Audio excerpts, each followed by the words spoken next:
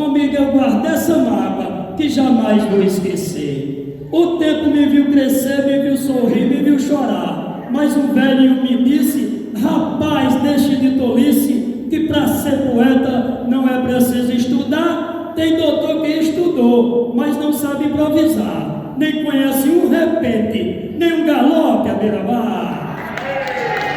Obrigado. Ei, doutor, eu sou um matuto que não aprendi a ler. Eu cresci limpando mato debaixo do Moçambique. Na aldeia Pedra d'Água, comigo eu guardo essa mágoa que jamais vou esquecer. Aí. O tempo me viu crescer, me viu sorrir, me viu chorar. Mas um velhinho me disse: rapaz, deixe de tolice, não se deixe amedrontar, que a gente para ser poeta não precisa estudar. Tem doutor que estudou, mas não sabe improvisar, nem conhece um repente, nem um galope à beira-mar.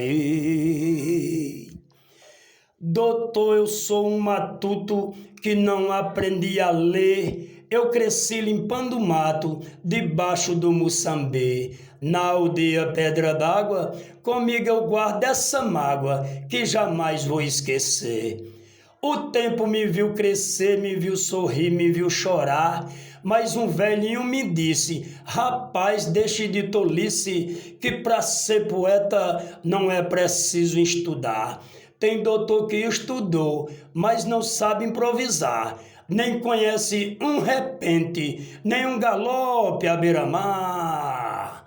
Aí, gente, vamos compartilhar, por favor, aí, né? Obrigadão aí. Isso.